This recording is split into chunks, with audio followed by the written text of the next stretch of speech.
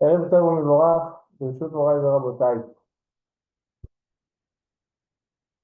בסייעתא דשמיא, nous allons étudier ce soir Pesach Sheni et la Hilula de Rabbi Meir Baal HaNes. Donc, vous savez que Rabbi Meir Baal HaNes, on prétend qu'il est niftar ce jour-là, mais ce n'est pas évident du tout.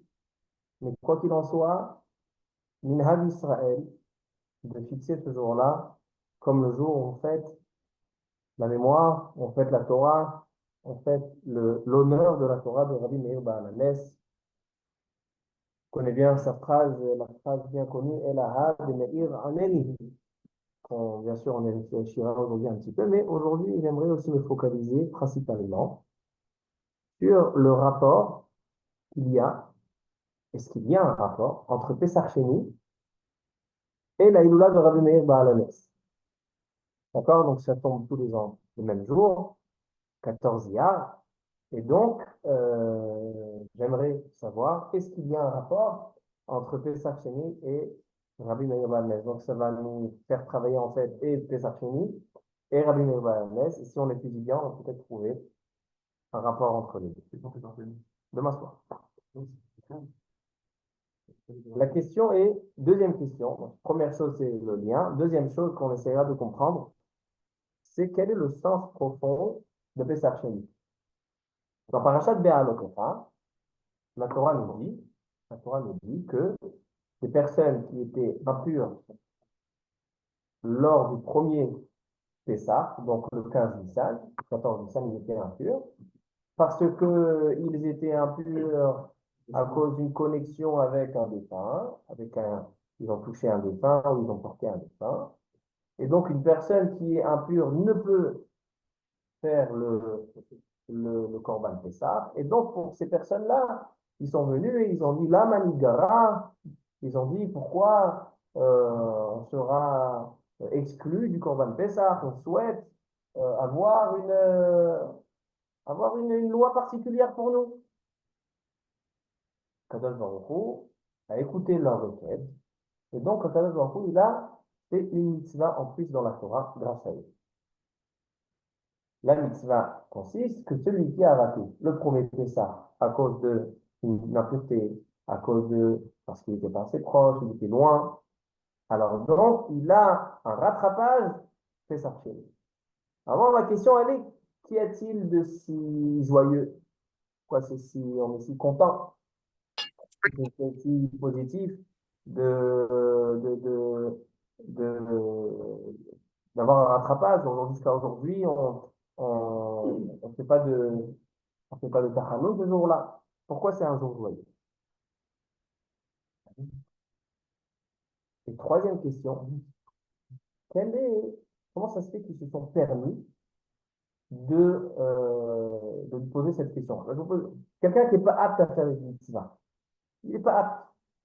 Alors, il n'est pas tour de la mitzvah. Alors, qu'est-ce que tu viens chez Moshe Rabbeinu et tu dis, mais la manigara, et pourquoi? Au contraire, a priori, c'est quelque chose, c'est une audace de leur part. C'est-à-dire, tu es pas tour, tu es dans un cadre de tour. Et maintenant, toi, tu essayes de forcer la main, de contester sur les lois de d'Akadosh Baruch Hu. Ça aussi, c'est étonnant. Et ça, c'est les questions sur Pesach Sheni. Question sur Rabbi Meir Baal HaNes. Tout le monde connaît la Gemara dans ma Masechet Kiddushin, page 36.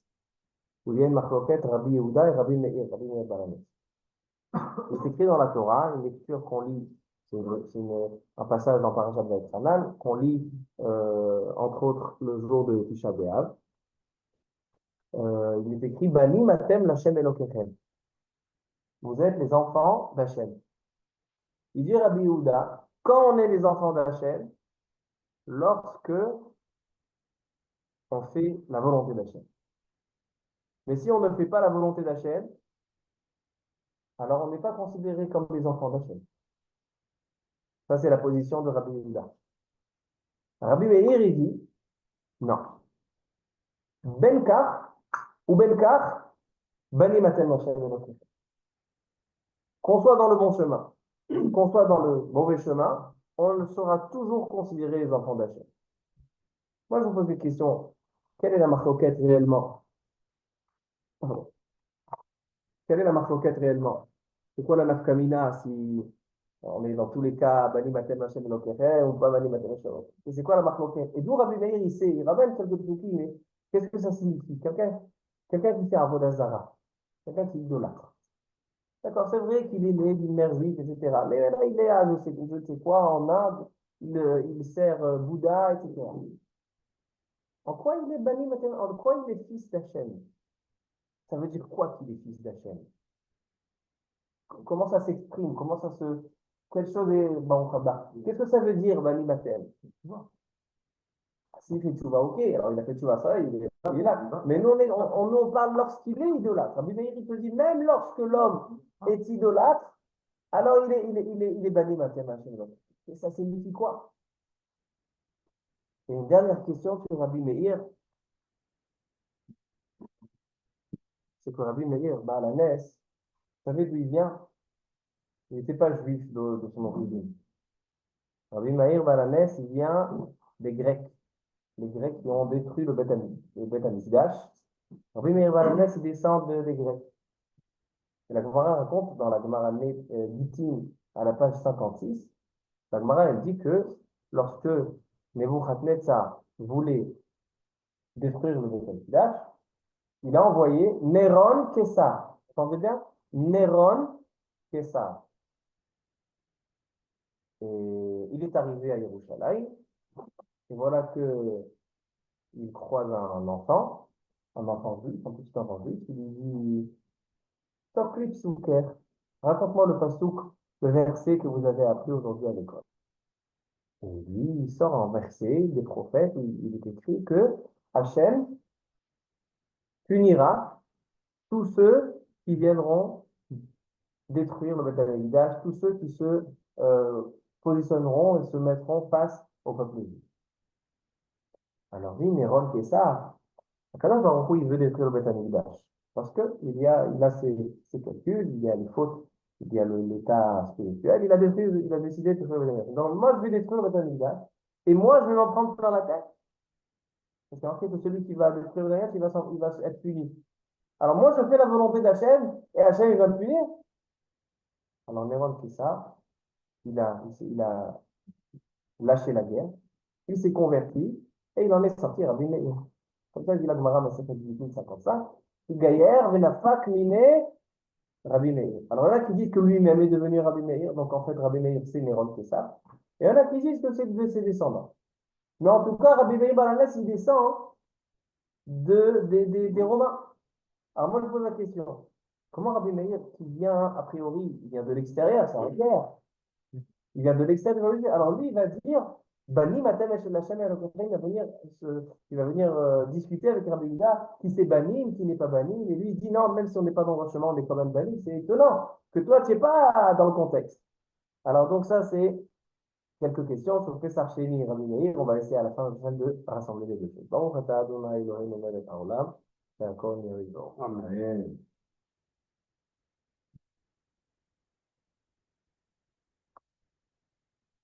Vous savez très bien aussi que dans le Sefer Torah de Rabbi Meir, il y avait une lettre de la Torah qui n'est pas comme dans tous les sites de Torah qu'on a aujourd'hui dans les synagogues.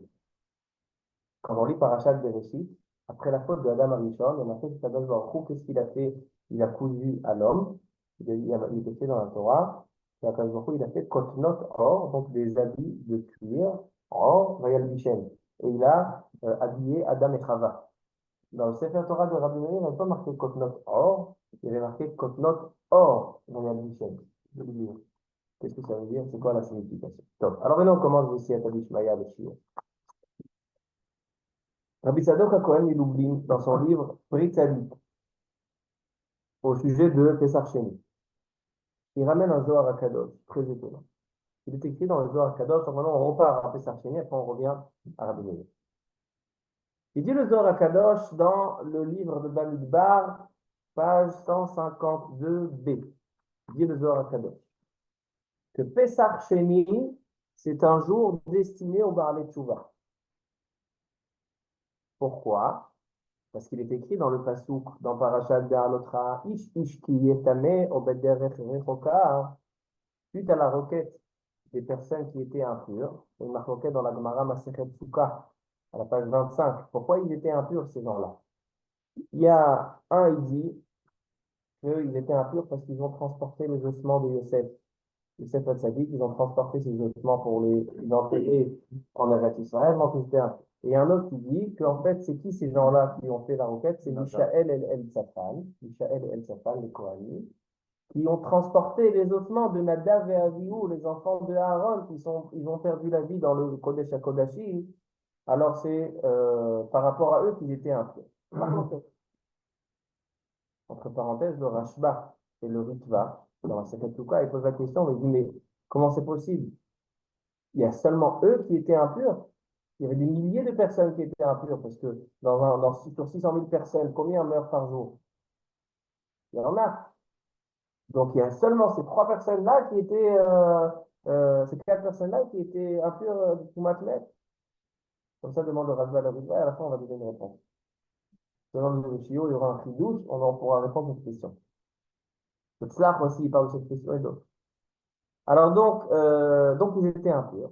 Et là, quelle est la réponse sur cette requête? Il est écrit Ish qui y est tamé. Donc, dit à Kadosh Baruch Hu, chaque personne qui sera impure, ou bien qui sera dans un éloigné, dans le chemin, donc il ne pourra pas faire le Korban Pessah, on lui laisse la possibilité de faire Pessah chez lui. Ok? Maintenant, il dit le Zohar Kadosh. C'est quoi Ish? Il faut marquer deux fois le mot Ish. Il dit le Zohar Kadosh. Ish Sheraoui liot Ish. Il y a un homme, et il y a un homme qui est digne d'être un homme. Alors, quand on a marqué Ish, veut dire que ce sont des hommes qui sont dignes d'être des hommes. Ils sont à une madriga d'être Ish. Et c'est quoi la madriga? C'est Tishrei alav Shrina. Akadosh Baruch Hu aussi, il s'appelle Ish. Hashem Ish Milchama. Et lorsqu'un homme est au niveau, et donc il est vraiment raffiné au point d'être digne d'être un homme, alors la Shrina, qui s'appelle Ish, réside sur lui. Ça, c'est Ish. C'est que le mot Adam, c'est plus fort que. Et Hashem Ish Milchama. Hashem Ish Milchama. Alors, Ish qui est tamé. Alors, si cet homme-là est impur, pourquoi il est impur? À cause de ses avérotes, qui dit le Zohar HaKadosh. Il a fait des fautes. Oh, bederech heroka. Et à cause de ça, étant donné qu'un homme il fait une avéra, il s'est rattaché au Sitra Achara, au Yetzerara. Quel est le métier du Yetzerara? Quel est le but du Yetzerara? De t'éloigner d'Hachem. Alors donc, Ish qui est tamé, oh, bederech heroka. Ish lama ne'emar, lomar lecha ish raoui liot, c'est Tishrei Shechina. Et malgré tout, il est dans la faute, et donc il est éloigné d'Hachem. Alors, donc, qu'est-ce qu'il doit faire cet homme-là? Ve'asiyat Pesach. Alors, j'aurais pu penser que cet homme-là, pour faire Pesach Sheni, il Zohar HaKadosh, il suffirait juste de purifier son corps. Parce qu'il est impur. Non. Le Zohar HaKadosh, non seulement qu'il doit purifier son corps, mais il doit aussi purifier son âme. Il doit faire Teshuvah. Et voilà, il dit le Zohar HaKadosh, tout le sens de Pesach Sheni. Pesach Sheni, ce n'est pas seulement un rattrapage technique pour le Pesach Rishon, mais c'est Teshuvah. C'est faire Teshuvah. Alors moi, je vous pose une question. Avant de poser la question, Rabbi Tzadok HaKohen il ajoute. Et il dit que c'est la raison pour laquelle Pesach Sheni, ça tombe le premier jour de la 5e semaine du Homer. Demain soir, donc le soir de Pesach Sheni, on va compter Shmona Vesrim Yom là. Donc ce soir. Alors, c'est ça. Tisha Vesrim Yom, 29, d'accord? Tisha Vesrim Yom. Shehem.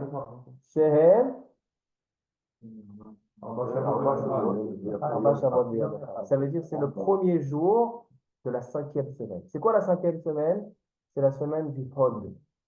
On a 7 sphirotes, Chesed, Gevura, Tiferet, Netzach, Hod, Yesod, Malchut. Hod, c'est la semaine où il y a le premier jour Pesach Sheni et le 5e jour il y a Lag BaOmer. Hod, c'est la semaine du Din. Et le soir de Lag BaOmer, c'est le 5e jour de la 5e semaine. C'est Hod Sheba Hod. C'est le jour de Rabbi Shimon Bar Yochai, c'est le jour où il y a le plus de dinim dans le ciel. C'est pour ça qu'on a donné ce jour-là à Rabbi Shimon Bar Yochai pour qu'il soit Mematek et Tadim. C'est un jour de din. En fait, la semaine de Hod, c'est une semaine de din. Pourquoi donc Pessah Sheni tombe le premier soir, le premier jour de la 5e semaine? Il dit parce que, étant donné que Pessah Sheni, c'est pour les Baalei Tshuva. Et Baalei Tshuva, il y a Midat Hadin qui est sur eux. Alors donc, il dit la Gemara dans les Darim, lorsqu'il y a le din qui a de l'emprise, lorsqu'il y a le din qui a de l'emprise, alors qu'est-ce qu'ils vont faire? Berov Kaas, Rov Chokhmah. Quand tu as énormément de colère, donc de Kaas, il faut ajouter de la sagesse, c'est la Torah. Alors c'est intéressant que la semaine du din, qu'est-ce qu'on va dévoiler? Il va y avoir Pessah Sheni, Rabbi Meir Baal HaNes, l'élève de Rabbi Akiva après la mort des 24 000 élèves. Donc c'est en fait celui qui va disperser qui va diffuser la Torah. Et aussi le 5e jour, donc Hod Sheba Hod, Rabbi Shimon Bar Yochai qui va dévoiler aussi la Torah Takabala. C'est-à-dire que plus on va dévoiler de la Torah, c'est pour ça que Rashbi c'est le Hod Sheba Hod, parce que plus il y a du din, alors plus il faut dévoiler la sagesse de la Torah. Et c'est pour ça qu'il dit Rabbi Shimon Bar Yochai par le livre du Zohar, Vesifrada Ifkun Israël min Galuta. C'est grâce au livre du Zohar qu'ils vont pouvoir sortir de la galoute de l'exil. Pourquoi? Parce que c'est ça en fait qui va, quand il y a du din, dit la Gemara, Rov Karas, Rov Chokhmah. Plus il y a de la colère, plus ajoute de la sagesse de la Torah, c'est ça ce qui va être Menatek et Tadim. Comme ça dit Rabbi Tzadok dans sa famille. Donc en fait, c'est un jour de Tshuva. Comme ça on voit dans le Zohar. Moi, je pose une question. A priori, la Torah dit le contraire. Parce que dans la Torah, on voit qui c'est, ces gens qui sont impurs. Téméim et Nefesh Adam. De qui s'agit-il? Des tzadikim. Des tzadikim. Qu'est-ce qu'ils font ceux-là? Ils sont en train de s'occuper des ossements de Yosef Hatzadik. Imaginez-vous le sroud de porter les ossements de Yosef Hatzadik. Imaginez-vous Michael El Tzafan, des Kohanim Kedoshim, qui porte des Kohanim Kedoshim, la Davavir. Alors, est-ce qu'il s'agit ici de Baalei ou pas? Est-ce qu'il s'agit ici de Rechaïm qui doit faire ou pas? Fais les plats? Fais les plats? Alors, à votre Mais même sinon, même sinon, au final, moi je trouve que ça veut dire que dans le prochain en Israël, ils ne prennent pas les niveaux comme en fardeau. Je veux dire, ils aiment vraiment à côté beaucoup, ils aiment faire leur niveau. Alors, HTM, ceux qui demandent une seconde chance. Mais ce n'est pas des Baalei Tshuva, au contraire, c'est des personnes qui sont tzadikim et qui ont raté une mitzvah. Ils demandent. Alors, Calvin Fomer. Alors, Calvin Fomer.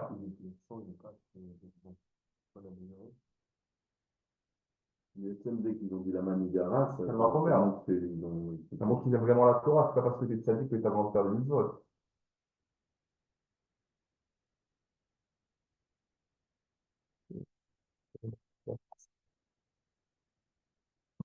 Alors, toi, tu vas dans mon sens. Tu dis dans mon sens. Que eux, ce qu'ils veulent, c'est faire des mitzvot. C'est sûr que tu veux le faire. Alors, pourquoi les Zohar HaKadosh disent qu'il s'agit de Baal Tshuva?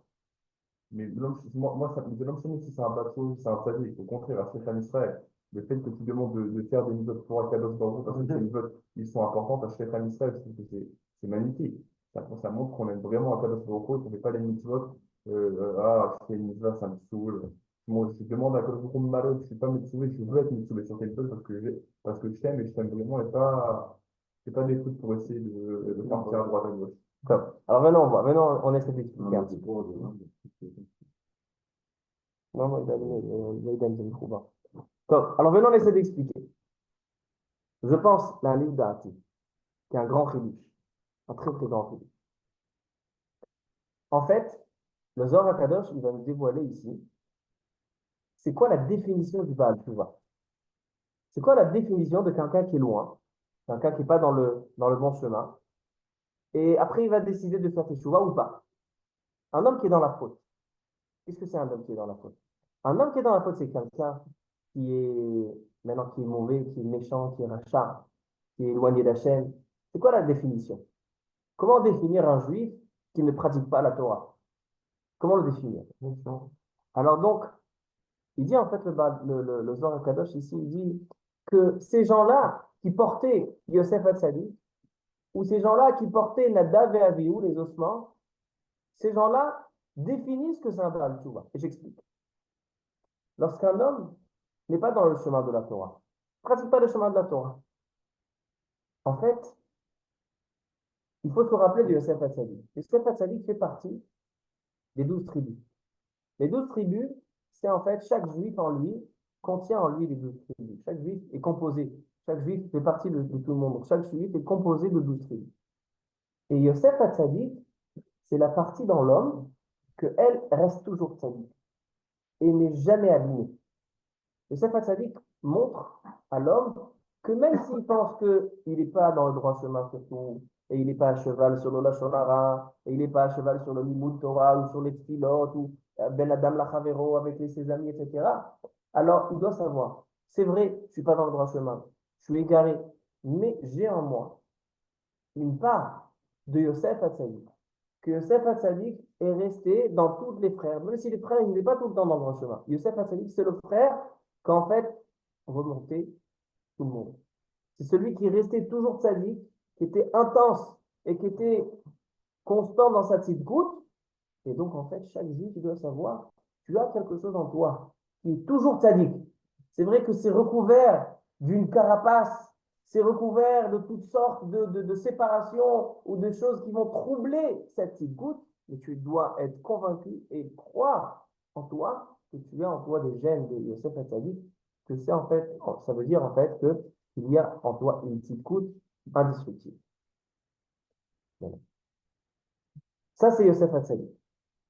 Donc, lorsque les gens, on a dit, le Rashba et le Ritva, ils posent la question, ils disent, mais il y avait plusieurs personnes, il y avait énormément de monde qui était impur. Pourquoi on parle seulement de ceux qui ont porté les ossements de Yosef et ceux qui ont porté les ossements d'Adavid? En réalité, lorsque quelqu'un il rate une mitzvah parce qu'il est impur, parce qu'il est contraint de la faire, il ne peut pas la faire. Est-ce qu'il peut venir devant Hachem et dire, Hachem, j'ai envie de la faire malgré tout? Quelle est ta ta'ana? Quel est ton argument? Mais lorsque viennent ceux qui ont porté les ossements de Yosef, ils disent à Kadosh Baruch Hu, regarde, c'est vrai qu'on n'est pas sadique, c'est vrai qu'on ne mérite pas, c'est vrai qu'on a raté des mitzvot et que tu n'es pas censé nous donner une seconde chance. Mais regarde, on porte Yosef Hatzadik. C'est-à-dire qu'on a en nous, chaque homme, il porte en lui, chaque homme véhicule la petite goutte de Yosef. Il y a quelque chose en moi qui est toujours sadique. Et ça, c'est un argument devant Hachem. Hachem, il dit, ah, alors en fait, c'est pas que ils sont réchaïm, c'est pas qu'ils sont pas méritants, ils sont tzadikim. Sauf qu'il y a une carapace autour, mais il y a Yosef Hatzadik qui est là. Yosef Hatzadik qui demande de faire une mitzvah, je ne vais pas lui accorder. Ainsi, David, c'est quoi le problème? Ils ont fait une avéra. Ils ont fait un feu étranger dans le Mishkan, c'est très grave. Mais quelle est la gravité de ces choses-là? Quelle est la gravité de ces choses? La gravité, elle est que c'est vrai que c'est une avéra, mais c'est une avéra lishma. Ils ont fait cette avéra pour se rapprocher d'Hachem. Ils n'ont pas fait cette avéra pour s'éloigner. Alors on dit à Kadosh Baruch Hu, regarde, même s'il y a des personnes qui sont bas, qui sont de loin, qui ont quitté le chemin, mais examine chaque chose. Il y a des choses qu'ils ne font pas pour s'éloigner de toi. Il y a des choses qui pensent que c'est toi ta volonté. Il y a des choses qui ils veulent se rapprocher de toi. C'est des avérotes lishma. Sauf qu'en fait, le Zohar Kadosh dit, c'est vrai que c'est des tzadikim. Mais ces personnes-là qui sont venues devant Moshe Rabbeinu, ils disent, la manigara, on veut Pessar Sheni. Ils représentent tout le monde des Baal Teshuvah. Chaque juif est Baal Teshuvah. On a tous des choses à parler. Donc, ils viennent, c'est le message qui est transmis de tous les Baal Teshuvah, de dire à Hachem, c'est vrai, on n'est pas méritant. On paraît Rechaim, on paraît pas dans le bon chemin. Mais Hachem, chaque juif, il a en lui Yosef Hatzadik, c'est l'histoire de Yosef. Il a quelque chose en lui de Tzadik. Et deuxièmement, il y a des choses. Et même les avérotes, examine chaque avérote. Il y a des avérotes qu'on ne le fait pas forcément de toi. Il y a des avérotes contraires, on pense que c'est une mitzvah de le faire. Alors ça, c'est l'argument qu'on a devant Hachem. Et c'est pour ça qu'il dit le Zohar Kadosh que Pessar Sheni, c'est le jour des Baal Teshuvah. C'est le jour des Baal Teshuvah. Alors je pense que c'est ça le rapport avec la Gemara Psachim. La Gemara Psachim a dit quelle est une des différences entre Pessar Rishon et Pessar Sheni. C'est que Pessar Rishon, si tu manges avec du Chametz, Chayav Karet. Tu manges du Chametz, c'est très grave, c'est interdit. Et Pessar Sheni, tu manges la matzah avec le Chametz à la maison. Qu'est-ce que ça veut dire? On sait très bien que le Chametz symbolise le Yetzirah. Et lorsqu'ils sont sortis d'Égypte, Akadosh Baruch Hu, il les a arraché du Yetzirah. Il les a arrachés d'Égypte et donc il a repoussé le Khamet. Donc, assourd de manger Pessah Rishon avec le Khamet. Mais Pessah Sheni, c'est un jour de quoi? De Baal Teshuvah. C'est des personnes qui sont conscientes qu'ils ont Yetzirah. Mais avec le Yetzirah, en orientant le Yetzirah, en travaillant le Yetzirah, on va pouvoir faire Korban Pessah. C'est pour ça que Pessah Sheni, il est avec le Khamet à la maison. On mange pas comme, c'est pas comme le Pessah Rishon ou le Khamet c'est interdit. Parce que là, le Khamet, ça fait partie des acteurs de la soirée, du Pessah Sheni. Donc en fait, ce jour-là, on peut comprendre, on a posé la question, pourquoi c'est une joie ce jour-là, on ne peut pas tachanou? Si à Pessah Sheni, ceux qui étaient impurs, ils ont une récupération. Non. Ces personnes-là qui récupèrent le Pessah Sheni, ils représentent tous les Baalei Teshuvah. Parce que tous les Baalei Teshuvah, a priori, comment ils peuvent se présenter devant Hachem, demander des choses, prier, Hachem demande la parnassa, tu mérites de quoi tu mérites. Fais Teshuvah Bémet, après on te voit. Non, je ferai Teshuvah Bémet. Mais pour l'instant, même en étant loin, sache qu'il y a quelque chose en moi de sadique. C'est pas sadique. Sache quelque chose en moi que même les avérotes, je ne fais pas toujours pour m'éloigner de toi, des fois je le fais pour me rapprocher de toi. C'est la gavardie. Ça, c'est, il véhicule le message des Baalei Teshuvah. Maintenant, si on a compris le sens de, et c'est comme ça aussi qu'on répond à la question du Rashba et de Ritva. Le Rashba et de Ritva, il y avait d'autres personnes qui étaient. Mais non, il n'y avait que eux qui pouvaient donner cet argument. Parce que tous les Baalei Teshuvah, un Baal Teshuvah, il n'a pas d'argument. Il est fautif. Il a fauté.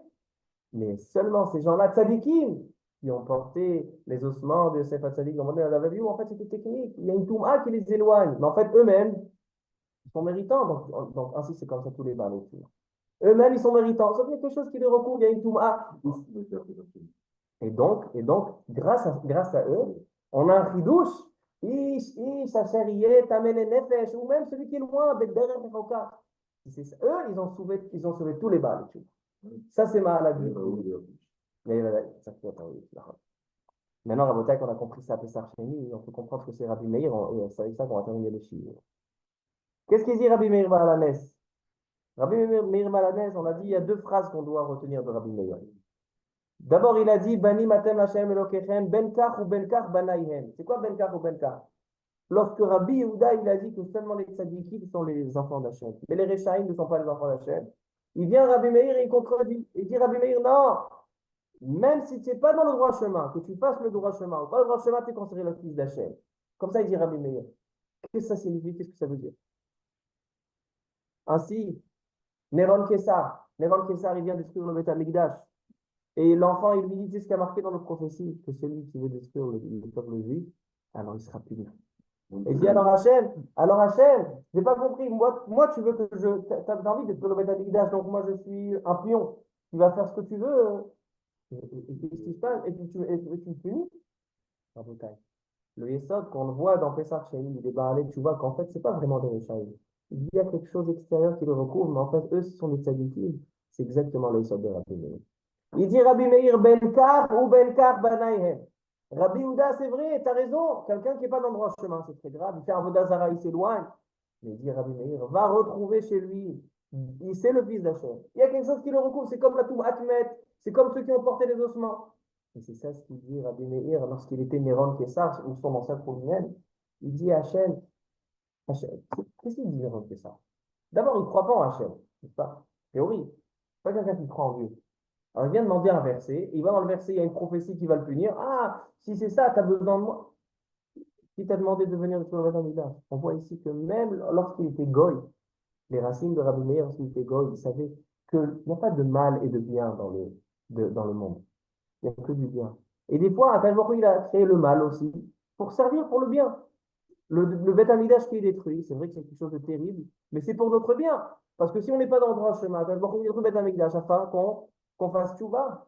Le mal, et ça, Néron Kessa, il a dit à Gazbarro, pourquoi tu as besoin du mal? Moi, je suis le mal. Pourquoi tu as besoin de moi? Pour faire ton raton, pour faire ta volonté de détruire le Beth Amikdash. Alors pourquoi tu me punis?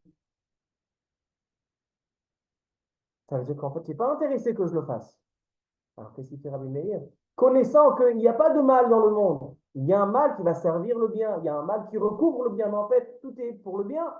Alors, moi, je dis Rabbi Meir, alors moi, je change de camp. Je fais la guerre. C'est-à-dire que Rabbi Meir, toute sa vie, tout ce qu'il a fait, c'est toujours rechercher ce que cache le mal.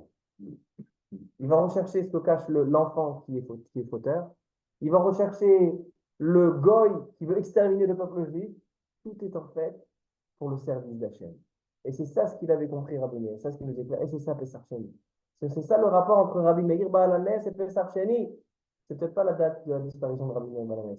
Mais le message de Rabbi Meir Baal HaNes, c'est un des messages qu'il nous transmet. C'est le message de Pessar Sheni, à savoir qu'il y a un grand ridouche, qu'il n'y a pas de mal dans le monde. Le Yetzer Hara, le Sitra Achara, nos ennemis, ceux qui veulent nous exterminer, tout est finalement été mis en place, créé pour le bien. Tout recouvre quelque chose de bien. Et si c'est ça, il dit Rabbi Meir, Ben Kach ou Ben Kach, Bani Maten Hashem Maten. Et je termine. Le Gaon de Vilna, il dit quelque chose de magnifique. Il dit le Gaon de Vilna. Il y a une Mishnah dans la Sefet Kelim, dans le chapitre 13, Mishnah 17, ou 17, Mishnah 13. Dit la Mishnah que tous les vêtements qui proviennent des animaux terrestres sont Mekabel Douma, peuvent être récipients de l'impureté. Mais tout vêtement issu d'un animal de la mer, alors donc il n'est pas Mekabel Douma. On apprend, il y a des drachot, que seulement ce qui pousse sur la terre, c'est Mekabel Douma, mais ce qui est dans la mer, ce n'est pas Mekabel Douma. Dit la Mishnah, il y a un animal qui vit dans la mer, que lui, de sa laine ou de ses poils, si on fait un habit, c'est Mekabel Douma. Il y a une exception, c'est lequel? Kelev Yam. Kelev Yam. Kelev Yam, aujourd'hui, on a l'habitude de le traduire en phoque. Pourquoi? Pourquoi le Kelev Yam, lui, il est métamé? C'est un animal de la mer. Il vit dans les deux endroits. Vous dites qu'il vit dans les deux. Il dit la Mishnah que c'est le plus fort. Il dit parce que lorsqu'il se sauve, il se sauve de la mer vers la terre. Il explique Rachid, il est Barthénoura, il dit lorsqu'il est en danger, il repart vite à la mer. Et il repart vite à la terre. Dit le Gaon de Vilna, un homme, il peut s'égarer, il peut partir, il peut changer de religion, il peut devenir méchant, il peut devenir rachat, il peut changer de continent, il peut faire ce qu'il veut. Qu'est-ce qui va définir l'homme finalement? Où il est lorsqu'il est en danger, lorsqu'il se sent menacé, lorsqu'il a besoin d'aide. Si un juif, même s'il est loin, lorsqu'il est en danger, c'est chez Israël, Hachem Elokeinu, Hachem Echad. Lorsqu'il est dans la galère, même s'il n'a pas cru à Hachem toute sa vie, lorsqu'il est dans la galère, ben finalement il lève les yeux vers Hachem, ça prouve. Donc ce Kelev Yam, ce phoque, c'est vrai qu'il vit toute la journée dans la mer, mais finalement qu'est-ce qui va le définir? C'est un animal terrestre, il est Mekabel. Alors donc, qu'est-ce qui définit? Donc ça en fait, ça se rajoute à ce qu'on dit. Les Juifs, ils sont toujours bannis Matem Hachem Elokeinu, qu'ils soient dans le grand chemin ou dans le mauvais. Alors, encore une vision à cette chose, ce qu'il dit le Gaon de Vilna. C'est que même si quand ils sont dans le mauvais chemin, qu'est-ce qui les définit? Qu'est-ce qui se passe quand ils ont besoin? Quand ils ont besoin d'aide, quand ils sont de Metsuka, qui les appellent. Alors maintenant, Rabota, et ça aussi, c'est Rabbi Meir Baal HaNes. Il y a un minhag en Israël. Aujourd'hui, c'est peut-être un petit peu moins répandu que chez les anciens. Lorsqu'un homme, il a besoin, lorsqu'un homme, il veut faire des slichot, lorsqu'un homme, il a des problèmes, qu'est-ce qu'il fait? Elaha de Meir Aneni. Une sgoula pour qu'un homme soit sauvé lorsqu'il est dans la galère, qui disent Elaha de Meir. Qui c'est qui a inventé cette sgoula? Rabbi Meir Baal HaNes lui-même. La Gemara dans Avodah Zarah, page 18, la Gemara, elle raconte que Rabbi Meir, il est allé libérer sa belle-sœur qui était emprisonnée. Et il a dit à sa femme, Berouria, il lui a dit, si on ne l'a pas touchée, si elle n'a pas fauté, il y aura un S. Si elle a fauté, je ne pourrai rien faire. Il est allé, Rabbi Meir, là-bas, il a questionné à l'entrée de la fenêtre de la prison, et il a compris qu'elle n'a pas fauté, donc il est allé chez le gardien, il lui dit, regarde, prends une somme d'argent, donne-moi ma belle-sœur. Il dit, le gardien, mais tu es malade. C'est vrai elle est bien, la sœur, elle est belle, la sœur, mais ils vont me tuer. Il dit, si tu as un problème, dis Elaha de Meir Aneni. Il y avait là-bas des chiens de garde de l'Empire. Et les chiens, ils ont été d'un coup libérés. Ils sont venus pour manger le gardien. Le gardien, il a dit Elaha de Meir Aneni. Avant qu'il a donné sa belle-sœur. Et après, le gardien, il a été attrapé. Ils l'ont pendu. Il a dit Elaha de Meir Aneni. Il est tombé du truc de pendaison, il a continué à marcher. Ça veut dire qu'en fait, Rabotai, Rabbi Meir Baalanes, c'est lui qui est présent lorsqu'un homme est en galère. C'est lui qui est présent lorsqu'un homme a besoin. Pourquoi? Parce que Rabbi Meir Baalanes est celui qu'à chaque fois, il voit le bien qui est caché dans le mal. Et qu'est-ce qui définit un homme, même s'il est mal, que malgré tout il est bien? C'est lorsqu'il est en galère qu'on voit que finalement, lorsqu'il se retourne vers Hachem. Ça, c'est le sens de Pessar Sheni, c'est de définir qu'il n'y a pas de Rechaïm. Kulam banim l'Hachem. Et c'est ça les Baal Teshuvah. Ils viennent devant Hachem et Hachem la manigara. Même les Baal Teshuvah, ils ont une force de ta'ana. Ils peuvent venir devant Hachem et de demander des choses. Et c'est pas parce qu'on a fauté une fois ou deux fois qu'on ne peut pas se présenter devant Hachem. C'est ça le cadeau qu'Hachem nous fait. Pourquoi? Parce que finalement, même quand on est dans la faute, on n'est pas imprégné. Notre essence n'a pas été changée à cause de la faute. On est des gens bien. On est des enfants d'Hachem. On est banim Hachem, Hachem et l'autre. Et ça, c'est le message Meshutab. C'est le message en commun entre la fête entre Pessar Sheni, qui nous concerne à tous, à chacun de Baal et Teshuvah, pas seulement ces personnes-là qui ont raté le coche au premier Pessar, et Rabbi Meir Baal. Baruch Adonai Le'olam. Amen, amen, Amen. amen. Amen.